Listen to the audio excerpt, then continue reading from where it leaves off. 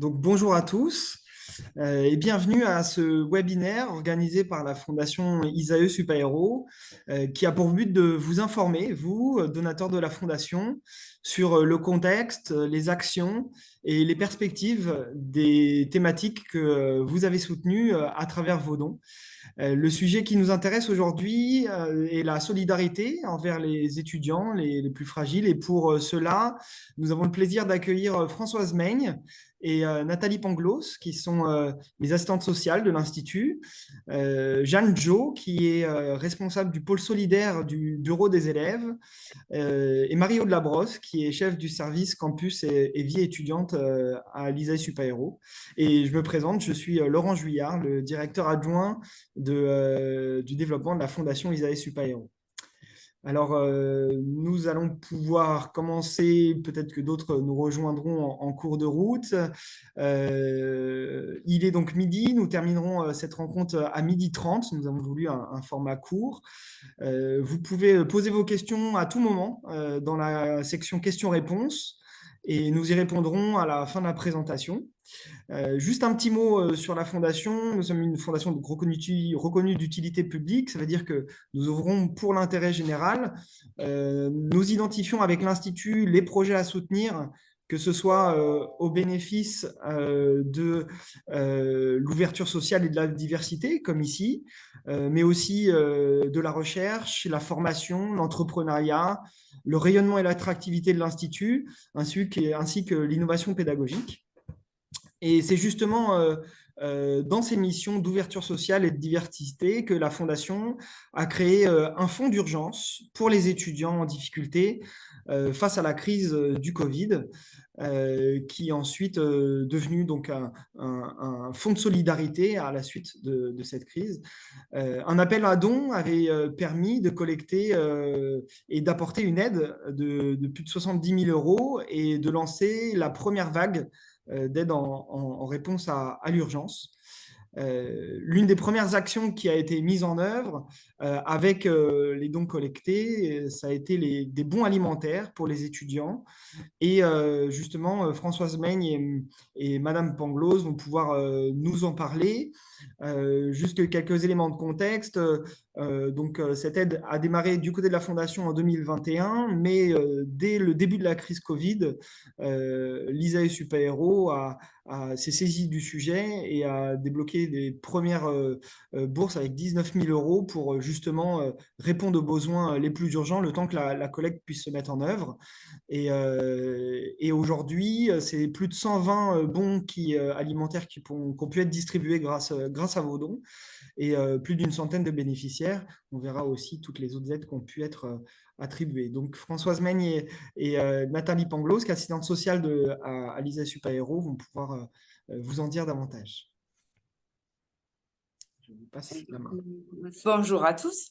Alors, Nelly, Laurent, pas Nathalie. J'ai dit Nathalie pour moi. Non, il n'y a pas de souci. Alors, peut-être on peut donner quelques éléments statistiques pour recontextualiser un petit peu notre intervention.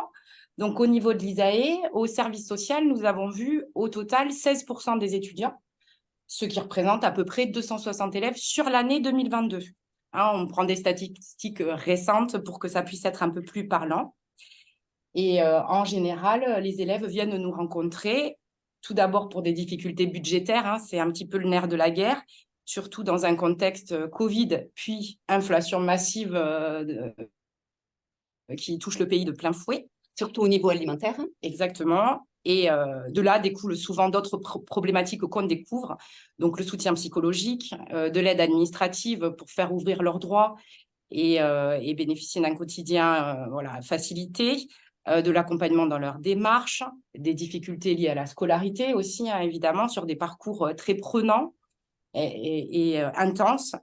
Et puis, la grosse majorité de notre travail en liaison avec la Fondation, c'est lorsque un accident de la vie les impacte. Donc là, on est sur soit des accidents personnels, une maladie grave qui arrive dans le parcours de l'étudiant, soit un accident familial, donc la perte d'un parent, la perte de l'emploi du chargé de famille.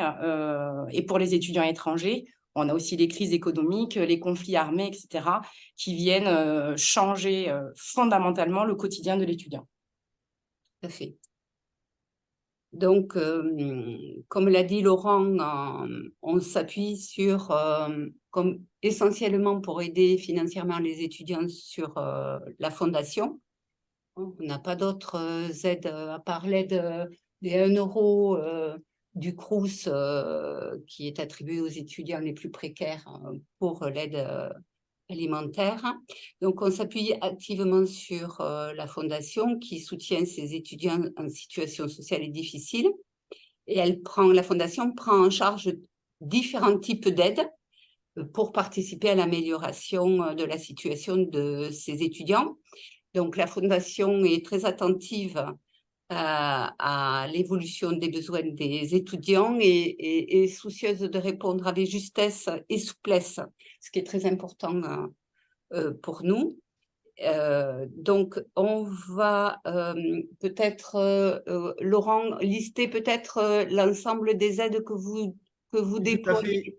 Il y a en effet donc les bons alimentaires. Il y a aussi des aides au logement qui ont été mis en œuvre.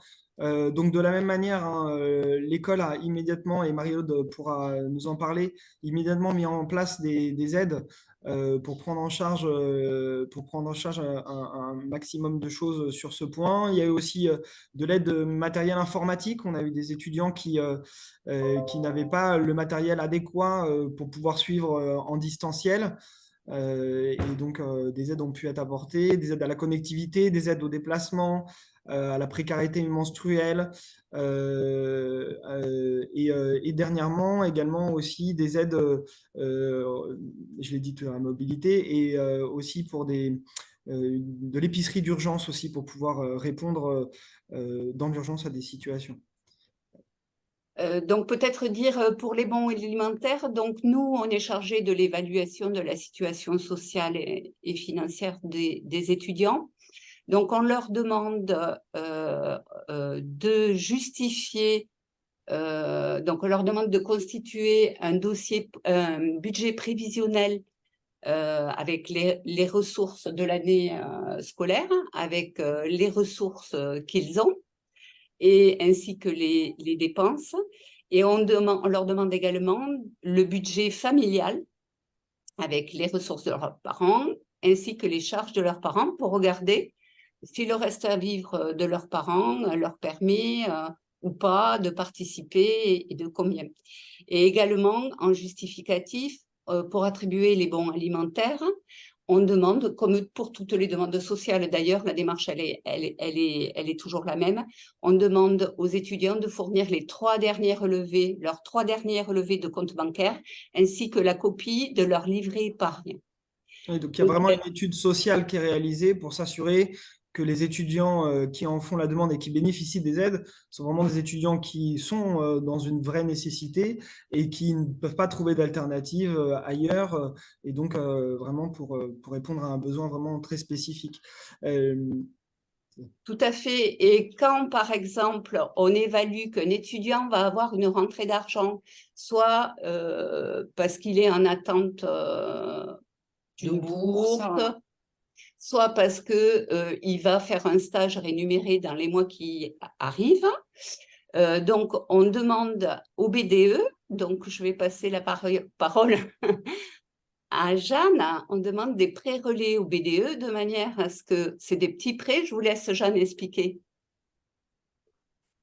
Donc en fait, ce qui se passe pour les bons alimentaires comme pour les prêts, c'est qu'on reçoit la demande des assistantes sociales et on se charge pour les bons alimentaires de faire les commandes sur des commandes de bons avec le trésorier du bureau des élèves.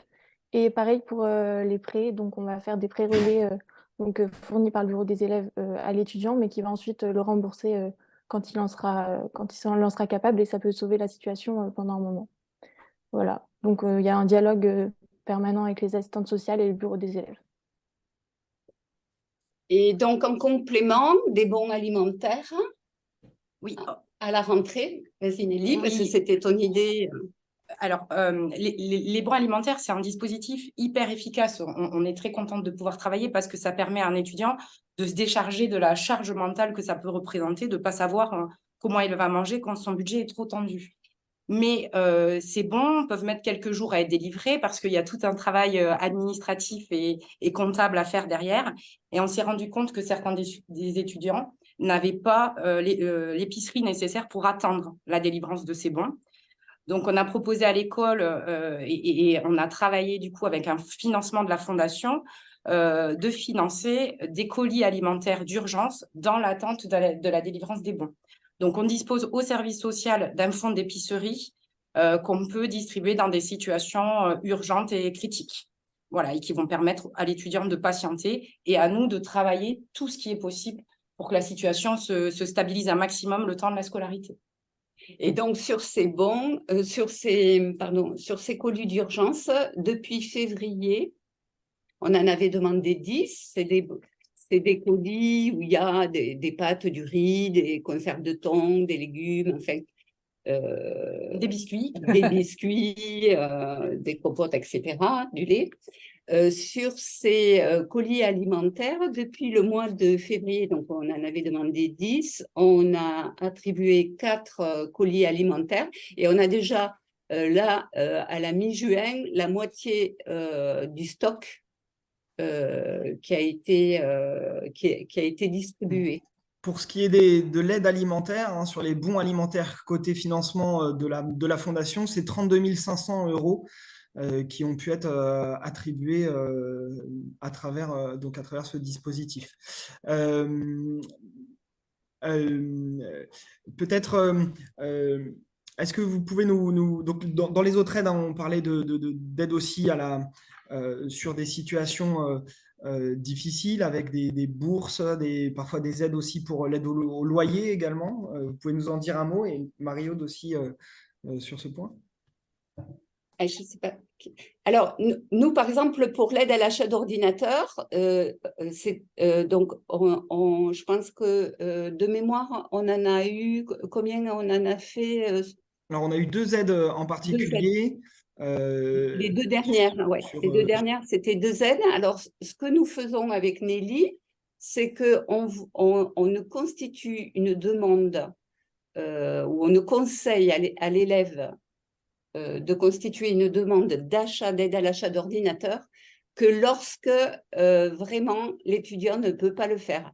Si par exemple on estime qu'il va avoir un stage et des rentrées d'argent qui lui permettront dans les mois qui arrivent, voire les 12 mois qui arrivent, de pouvoir le financer, on demande à l'école, au service informatique, un prêt d'ordinateur, et on en a eu pas mal, je crois qu'on en a eu 14 demandes cette année, de prêts d'ordinateur qui ont été faits à des étudiants qui n'en avaient plus, qui ne pouvaient pas en acheter dans l'immédiat, mais qui, dans les mois qui ont suivi, avaient la possibilité petit à petit de constituer une épargne qui faisait que ça serait possible.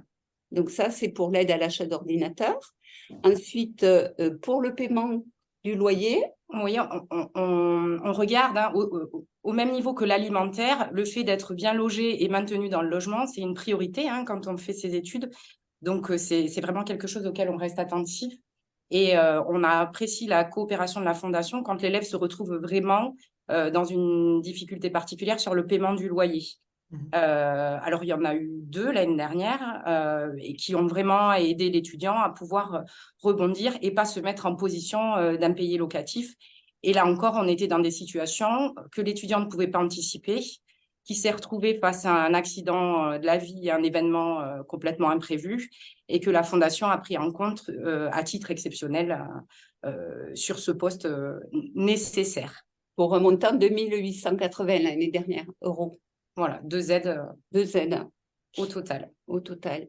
Et ensuite, la Fondation, vous avez aidé un étudiant à titre très exceptionnel en lui attribuant un prêt suite à un accident de la vie pour, je ne sais plus quel était le montant, pour un montant de 12 000 €. Un prêt pour lui permettre de continuer ses études, alors que ce n'était pas possible pour lui de faire un prêt ailleurs. Là encore, ça a nécessité une évaluation assez importante et précise, parce que ce n'est pas une demande classique. Et pareil, des précautions particulières par rapport au remboursement, hein, puisqu'il y a des engagements, des reconnaissances de dette, etc., mais qui ont permis à un étudiant méritant de pouvoir terminer son parcours malgré l'énorme difficulté face à laquelle il se trouvait. Justement, côté étudiant, Jeanne, comment a été perçu du coup ces dispositifs et en fait mieux comprendre le positionnement des étudiants et ce qu'ils peuvent et la manière dont ils ont pu voilà, recevoir ces aides et tu peux nous Ok. parler de ça. Ouais, donc je pense que c'est le témoignage que j'ai reçu pour vous faire une idée. Donc, par exemple, il y a un étudiant qui dit grâce à cette aide, j'ai pu me concentrer sur mes études sans avoir à supporter le fardeau. Elle m'inculquait un sentiment de résilience, de détermination et de gratitude. C'est grâce à la générosité de donateurs comme le vôtre que des étudiants comme moi peuvent surmonter l'adversité et réussir sur le plan académique. Il y a d'autres témoignages qui disent la situation financière de mon pays d'origine s'est détériorée ces dernières années et il est devenu de plus en plus difficile de recevoir de l'argent de mes parents. Donc, c'est toujours vraiment justifié ces aides. Ou bien les soucis financiers ponctuels peuvent arriver subitement et le prêt du bureau des élèves, donc permis par la Fondation, permet de débloquer la situation rapidement et permet de se concentrer plus sereinement sur les études. Donc, il y a toujours cette constante qui revient. Ça permet de se concentrer sur ses études, comme la plupart des étudiants, quoi, pas avoir un fardeau supplémentaire. Voilà. On a aussi parfois des étudiants Donc, finalement, pardon. Vas-y. Qui ont des accidents de vie. Et également, tu as partagé aussi une situation d'une étudiante qui était malade et qui du coup a pu aussi du coup devait faire face à la fois à ses études, à sa situation de santé et à sa situation financière. Et que pour elle, du coup, je ne me rappelle plus les mots que tu utilisais, mais le fait que ces soutiens-là étaient vraiment indispensables et leur permettaient vraiment de s'accrocher et de se projeter pour aller au bout de leur parcours académique. Oui, ouais, c'est ça. Vraiment histoire de soulager un fardeau supplémentaire. Oui, on a certains étudiants qui malheureusement ont des gros problèmes de santé qui font qu'au départ, ils avaient un plan de financement de leurs études qui est remis totalement en question puisque leur problème de santé, souvent, c'est qu'ils doivent redoubler ou prolonger leur scolarité et que du coup, c'est plus du tout possible. Certains sont déjà bien endettés. Et donc, oui, ça permet oui, il y a pas mal de problématiques, effectivement, qui relèvent de problèmes de santé graves de l'étudiant qui les empêchent de poursuivre leurs études. Vous aviez aussi également évoqué les changements de situation des parents qui peuvent plus forcément soutenir leurs enfants et donc du coup des enfants qui se retrouvent dans l'impasse pour poursuivre leur scolarité, certains n'ayant pas accès à des banques par exemple quand c'est des étudiants qui sont dans des pays où les banques ne peuvent pas suivre ou dans d'autres situations. Oui, pour les étudiants français également, quand les parents ne peuvent pas être caution, l'État peut se porter caution. Le gros problème, c'est que les fonds mis à disposition par l'État pour garantir les prêts étudiants, donc c'est tous les étudiants de France, hein, de toutes, sont pas suffisants. Donc, s'ils font leur demande de prêt après un certain délai, je pense qu'il y a 4 ou 5 banques qui sont conventionnés, voilà. Ils ne peuvent pas accéder au prêt parce qu'il n'y a plus le fonds de garantie de l'État est épuisé. Oui, donc c'est sûr que... Côté école, Marie-Aude, dès le début de la crise Covid, l'école s'est mobilisée immédiatement pour répondre aux situations d'urgence. Beaucoup de Tout à choses fait. ont été mises en place, beaucoup de choses continuent également d'exister pour continuer à soutenir les élèves. Il y a un travail à travers une commission du Fonds de solidarité qui permet aussi aux différents acteurs, étudiants, associations des élèves, écoles et assistantes sociales, pour travailler en commun et en complémentarité. Est-ce que tu peux nous en dire davantage justement sur tout ce qui peut être fait par l'école et des éléments de contexte? Bien sûr, tout à fait. Alors, en effet, hein, c'est un travail qui est collaboratif depuis le début. Pour compléter peut-être ce que vous disiez sur les actions durant le Covid, il y a eu effectivement la création de ce fonds de solidarité qui a été financé au départ par l'école via la contribution de vie étudiante et de campus, hein, à hauteur de 19 000 €. Et puis, la Fondation a pris le relais. Nous, à l'époque, on a pris en charge 50% des loyers des étudiants qui avaient dû rester sur le campus pendant la crise Covid, donc à hauteur approximativement de 400 000 €, puisqu'on a pris la moitié du loyer en charge pendant 4 mois pour faciliter le fait de pouvoir rester sur le campus, notamment pour les étudiants qui avaient une impossibilité de se déplacer et qui ne vivaient pas sur Toulouse, ou les étudiants internationaux, hein, qui ont été très, très pénalisés par la situation. Ce que je peux peut-être mentionner du côté de l'école, c'est également une mise en place de priorités pour les contrats courts, qu'on appelle les contrats de pupitreur, et qui permettent à des étudiants de réaliser quelques heures de travail par semaine au sein de l'école. Donc là, une collaboration effectivement avec les assistantes sociales pour essayer de prioriser ces étudiants qui ont besoin d'un appoint. Une possibilité avec une étude au cas par cas d'échelonner ou d'exonérer les droits de scolarité pour les étudiants le nécessitant. Et puis peut-être je peux compléter en disant que voilà, la lutte contre la précarité, elle se situe dans une logique de lutte, enfin d'action en faveur du bien-être des étudiants de manière générale, et que l'école a des actions pour proposer une alimentation équilibrée aux étudiants, s'assurer que voilà, au moins le repas du midi soit un repas complet, chaud, équilibré. Et donc on finance des subventions restauration pour les étudiants à hauteur d'environ 250 000 € par an. Et également, on met à disposition donc, des séances avec une psychologue dont l'emploi du temps qui agit en coordination avec nos assistantes sociales. Voilà, là, c'est un marché qui concerne à la fois les personnels et les étudiants. Pour le nombre de consultations, voilà, je pense que Madame Meigne pourra nous le donner, nombre de consultations par an. Voilà, à savoir que là, on est sur un marché à hauteur de 36 000 € par an. Et de 90 permanences, 720 heures par an qui sont réparties entre personnel et étudiants.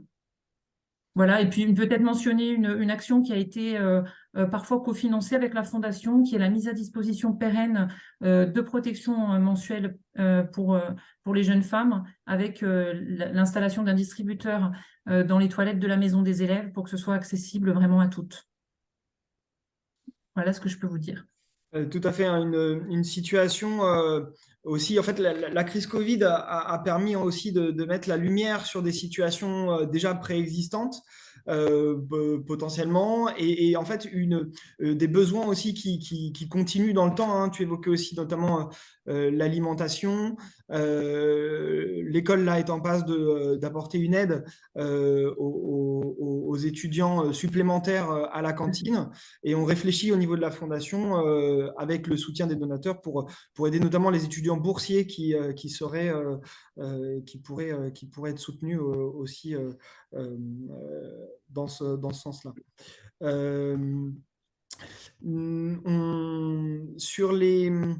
Je regarde sur les questions, il est 12h24. Il y avait une demande du coup pour les assistantes sociales, c'était une question autour concernant l'étude des situations sociales des étudiants, sur la nécessité de demander les relevés de compte et de devoir faire une analyse assez poussée. Et de savoir du coup si c'est voilà, pourquoi et si c'était qu'est-ce qui justifiait le fait de demander tous ces éléments pour comprendre le- le- le besoin qu'il y a derrière d'aller dans une analyse aussi poussée sur les analyses, les études sociales. C'est du complexe, si je veux. Ouais. Ben, ça, c'est un cadre d'intervention qui est très particulier en service social, effectivement. Quand une personne va solliciter une aide financière où on va devoir toucher de l'argent, on répond à un cadre déontologique très strict où on doit pouvoir justifier, en cas de contrôle, de la source de cet argent, que toutes les vérifications et toutes les sécurités ont été prises pour justifier les éléments que la personne nous donne. Parce que parfois, on a des filtres quand on explique sa situation financière, personnelle. Parfois, voilà, on ne voit pas la nécessité de donner tel ou tel élément. Donc, nous, on répond quand même à un cadre très particulier, technique et professionnel, qui nous est demandé dans n'importe quelle évaluation financière. Ça complète très très bien l'entretien qu'on a systématiquement. On ne fait pas uniquement une étude de situation sur dossier. Oui. On reçoit l'étudiant pour essayer de comprendre tous les éléments De contexte. de tout le contexte qui entoure donc ces difficultés budgétaires et les difficultés de la famille. Et donc, ce qu'il y a, c'est qu'au-delà du cadre déontologique, il nous semble très, très important d'être très rigoureuse sur l'étude des situations parce que si on n'a pas des éléments subjectifs, comme les relevés de compte et le budget des parents, etc., on peut se laisser entraîner par des entretiens être plus ou moins dans des éléments de l'affectivité qui ne seraient pas du tout justes. Il faut que quand même on ait des bases de travail qui permettent de garantir une façon.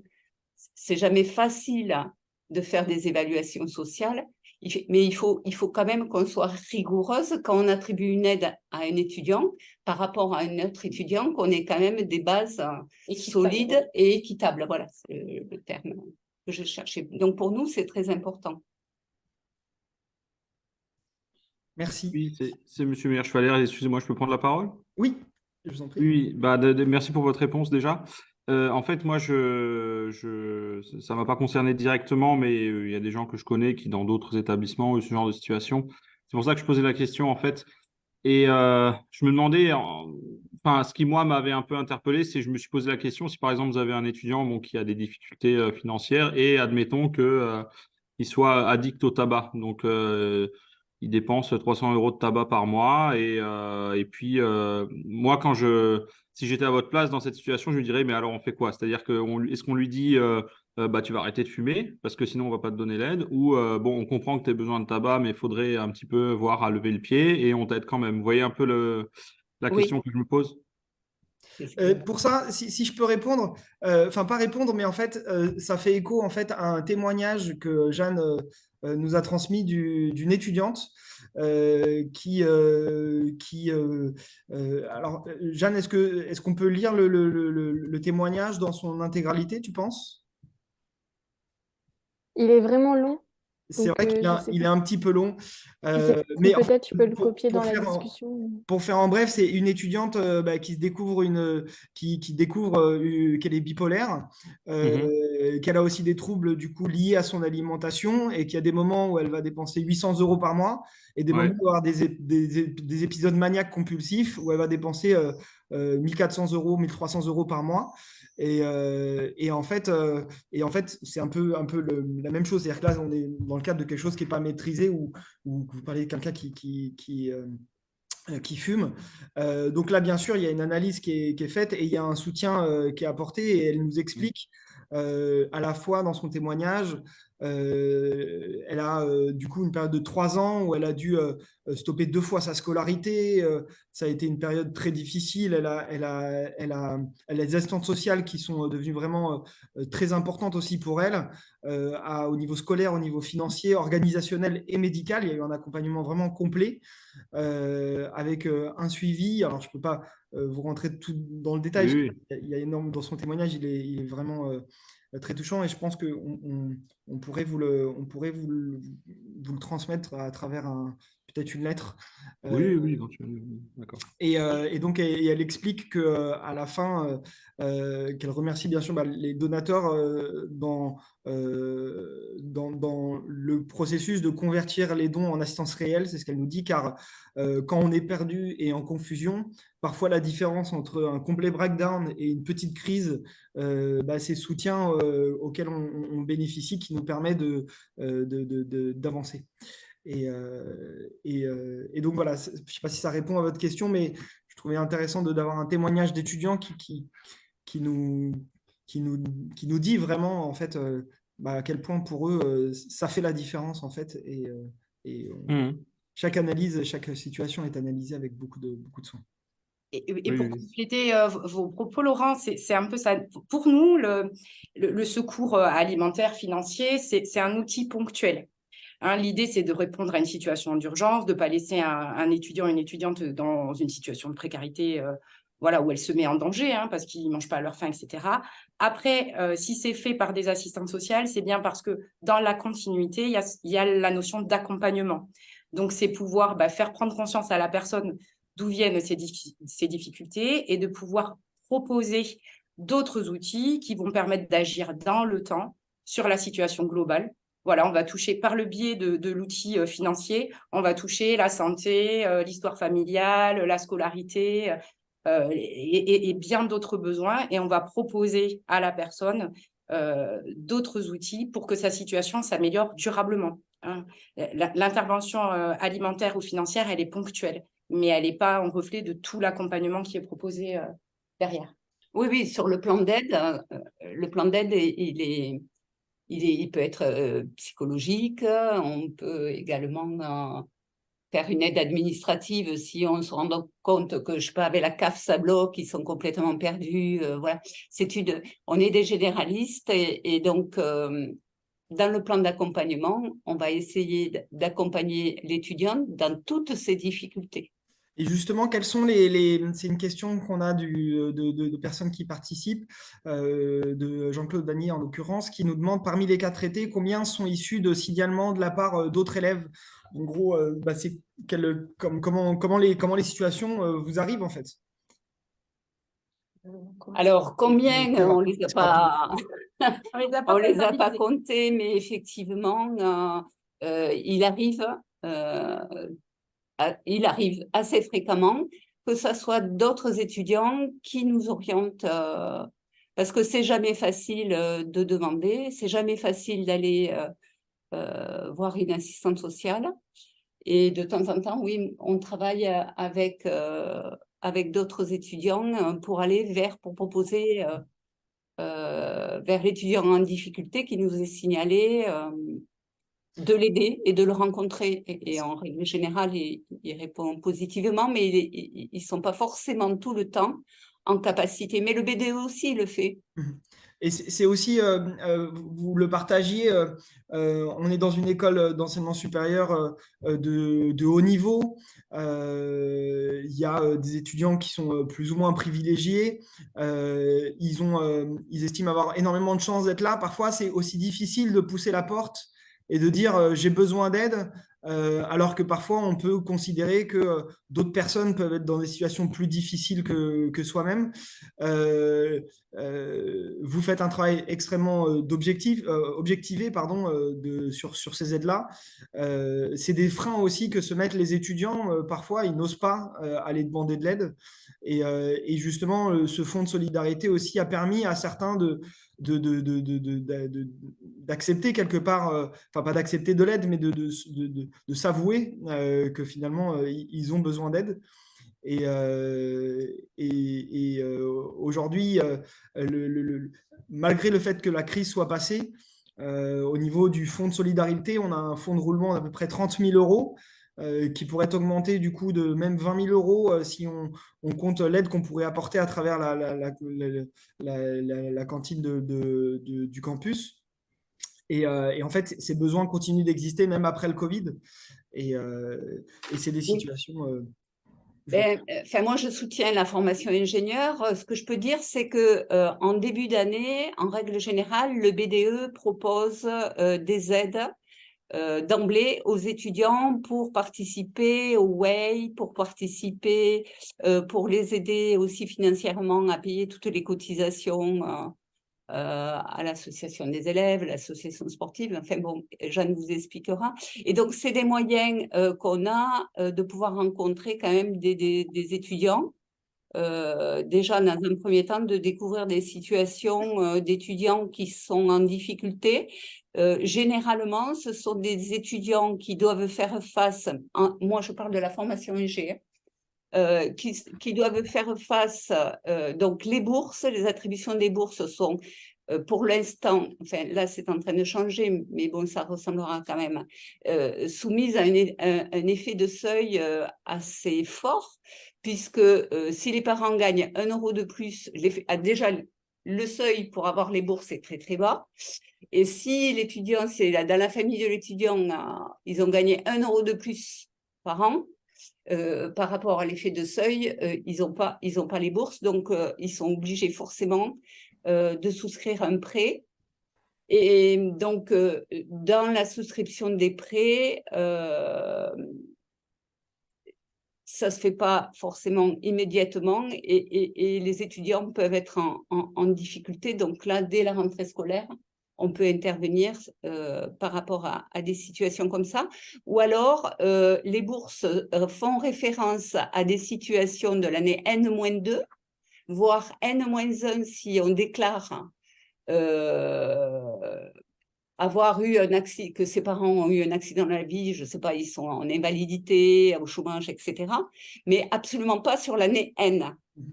Et donc là, c'est un soutien qu'on apporte aux étudiants pour leur permettre, déjà au niveau symbolique, de leur dire que voilà, on participe, enfin la Fondation participe, comprend leur situation et les soutient dans leurs études alors que c'est vraiment difficile. Il est 12h37, on va arriver à la fin de ce webinaire sur la solidarité des alumni pour faire face à la précarité des étudiants. Voilà, au cours de cet échange, on aura pu partager des actions, des expériences vécues, des solutions aussi pour soutenir ces étudiants en difficulté. Voilà, je tiens à vous dire que je suis profondément impressionné aussi par l'engagement, l'enthousiasme de tous les acteurs qui se mobilisent autour des étudiants. On a entendu des témoignages qui sont touchants aussi sur la réalité de ce que vivent les étudiants. Voilà, ces récits nous rappellent quelque part qu'on a le pouvoir de faire une différence concrète dans la vie de ces étudiants en difficulté et que chaque contribution, quelle qu'elle soit, peut aider ou alléger le fardeau financier et offrir un soutien émotionnel aussi et à créer des opportunités pour un avenir meilleur pour eux. La solidarité, on a pu la ressentir tout au long de ces échanges. Elle est bien la preuve de la force de notre communauté d'anciens étudiants de l'ISAE Super Héros. Vous êtes unis tous par ces liens qui dépassent les frontières géographiques, les années d'études, et vous partagez une passion commune pour votre école, votre alma mater, et une responsabilité envers les étudiants qui marchent sur vos pas. Je tiens vraiment à exprimer ma gratitude aussi aux intervenants pour votre présence au quotidien auprès des étudiants qui en ont vraiment besoin, aux alumni pour leur soutien aussi financier. Grâce à vos soutiens, on a pu aussi créer cette plateforme finalement où on peut se réunir, agir ensemble, professionnels, étudiants, alumni, réunis à travers ce webinaire qui nous démontre un peu cet engagement collectif envers les étudiants. Cet engagement, il est exemplaire et il démontre bien le lien indéfectible de la communauté envers nos étudiants. Et on peut être fier d'œuvrer pour cette noble cause. Donc voilà, je vous encourage à continuer d'être ambassadeur de cette solidarité. Chaque geste de vous, de vos camarades de promotion aussi, et petit soit-il, peut faire une différence significative dans la vie d'un étudiant précaire, que ce soit par le biais de dons financiers ou simplement en partageant vos expériences et les raisons de vos soutiens à vos camarades de promotion. Nous pouvons continuer à tisser ainsi la toile solidaire qui entoure notre communauté. Voilà, je vous invite vraiment à rester en lien entre vous, avec nous aussi. Ensemble, on peut poursuivre nos efforts pour créer un environnement qui soit inclusif, équitable pour tous les étudiants de l'ISAE Super Héros. Notre solidarité peut servir de modèle aussi inspirant dans d'autres institutions et auprès d'autres alumni. Nous pouvons être fiers aussi de notre impact positif sur les générations futures. Voilà, merci encore à tous d'avoir participé à ces échanges. Votre présence a fait de cette première expérience de webinaire une réussite, en tout cas je le trouve. Je vous souhaite à tous une bonne fin de journée et rappelons-nous qu'ensemble, comme ici, nous pouvons vraiment changer des vies et construire un avenir meilleur. Merci à tous et j'espère que ce format vous aura plu. N'hésitez pas à nous faire des retours et j'espère normalement avoir pu répondre à toutes les questions et n'hésitez pas si vous en avez d'autres. La Fondation et le Bureau du développement se tient à votre entière disposition. Merci à tous, excellente fin de journée et Merci. à bientôt. Merci, au revoir. Au revoir. Merci, Merci. au revoir.